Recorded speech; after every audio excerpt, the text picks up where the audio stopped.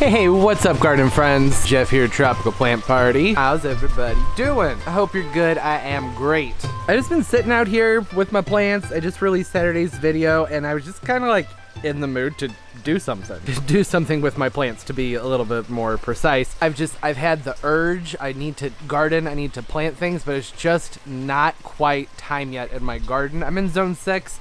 Spring is creeping in. There are a few things I could be doing, but overall, it's like on the safer side. I'm gonna stick with potted things for now. I guess I should introduce you to the plant, right? This is a rhododendron. This is a purple gem rhododendron. They get 2 feet by 2 feet.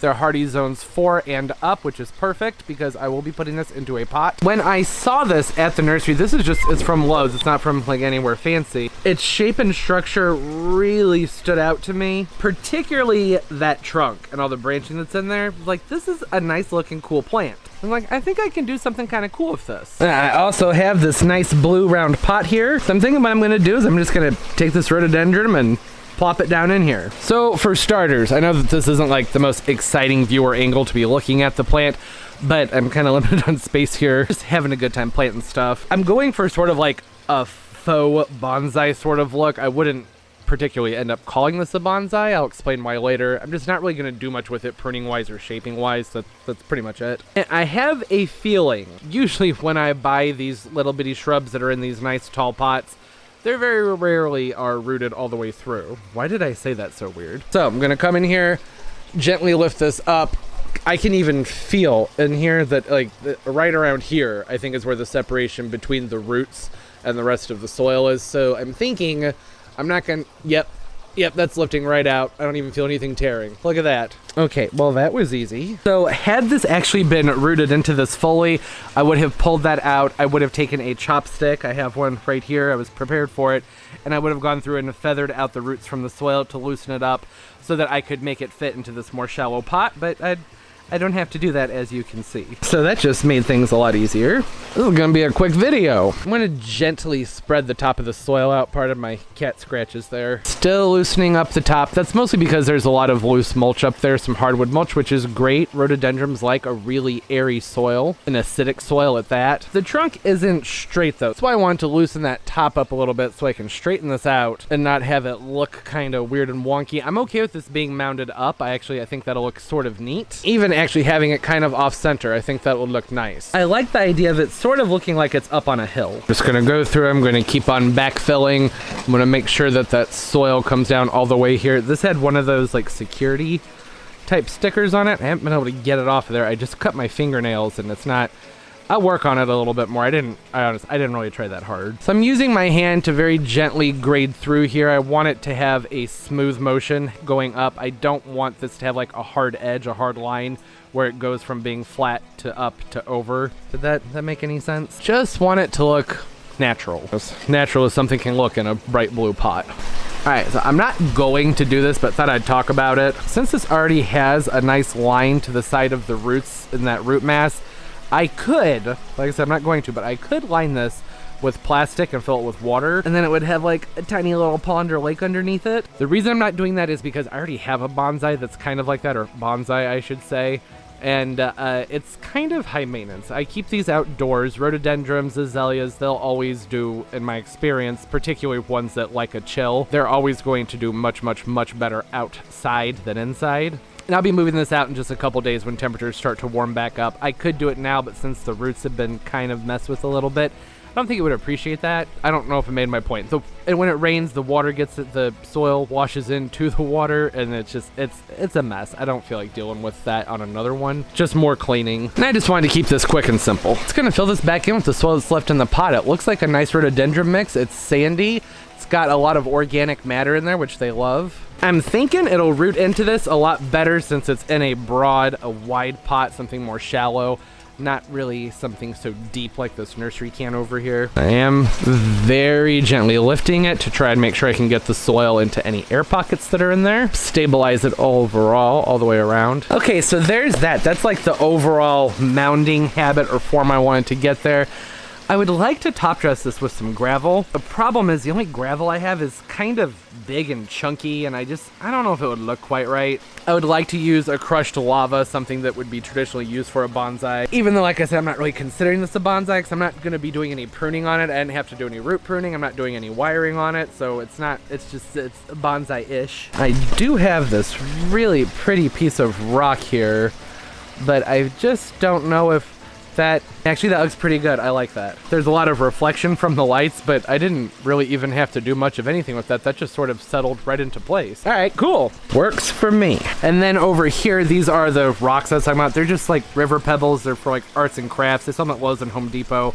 Probably even Michael's. I just don't think it's quite the aesthetic I would want, but I'll give it a shot. I mean, hey, if you don't like it, then just switch it out. I mean, not right now, obviously, but later. I think having pretty much anything on top of the soil is gonna look better than bare soil. Thing I really do like about these river pebbles is there's something about them. There's just something I like that kind of suggests motion. If I were to go through it and face them all the same direction, which would take a pretty long time, I don't know if I'm gonna do that, it would have like a swooping, sort of like a riverbed effect. Can already, I mean, even kind of see what I'm talking about just right here. All right, that's it. Oh, I need to take that off of there. Talk about easy. I like how it came out. I don't know if I can really get this far enough out to get it fully in frame. I'm sorry, space is kind of limited out here. And that foliage is very, very reflective. Even up close, it's not really showing its true colors. And this will green up a little bit once the temperatures start to warm up. This darker foliage, the darker hint that's on there, that's more because of cool weather. There are some plants, a lot of evergreens, that will kind of shift their tone a little bit when things are cold outside. Yeah, when it warms up, that'll have more of a green hue to it, and then it'll have those really pretty kind of purplish pink flowers. These guys right here, those ones. I don't hate the gravel. I usually prefer a finer gravel. Like I said, that crushed lava I think looks really nice, but I mean, that's not so bad. Who knows, maybe I'll leave it like that. There's a lot of contrast going on here between that blue piece of stone and then the moss and then the different color foliage. Oh, and then of course the aqua colored pot. And I will water this in. That's the final step to any planter. I just didn't do it right now because I can't find my big drainage dish that I normally set these things in when I'm doing videos. And I don't want to get water all over the place. I'm gonna take it outside to water it.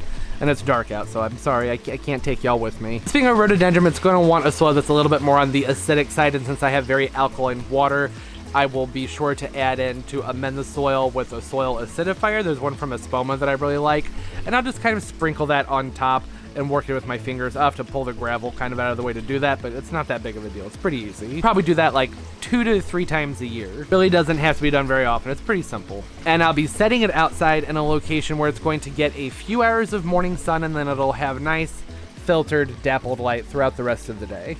My hand, I was trying to make it look like there's leaves, but that didn't work. I wish I could show this foliage like in its true form, because it is really, really pretty. It has a slight fuzziness to it, which is where a lot of that reflection's coming from. It's not even a fuzziness. There's like tiny little bitty dots on there, but still that's the culprit for the reflection. Still pretty though. I like it a lot. There are so many fun things I could do with this. I could very easily fairy garden this, put like little miniature figurines around here, swap out that gravel, have bridges and ladders and all sorts of things. Or what I think I'll be doing, which would be to switch this out with a crushed lava and then maybe put in some mudmen or some smaller like bonsai type figurines. Even just as it is like this, I really like it. And how simple. So easy. Like one of the few times that I'm totally okay with the fact that this plant was not rooted into its pot the way it should have been, because it worked out in my favor. If it had been rooted into that pot, I had mentioned I would use the chopstick to feather the roots out of the soil so I could spread them into that pot. There would also be a period of time after that though where I would really have to baby the plant and watch out for things like transplant shock. And I'm still going to have to do that,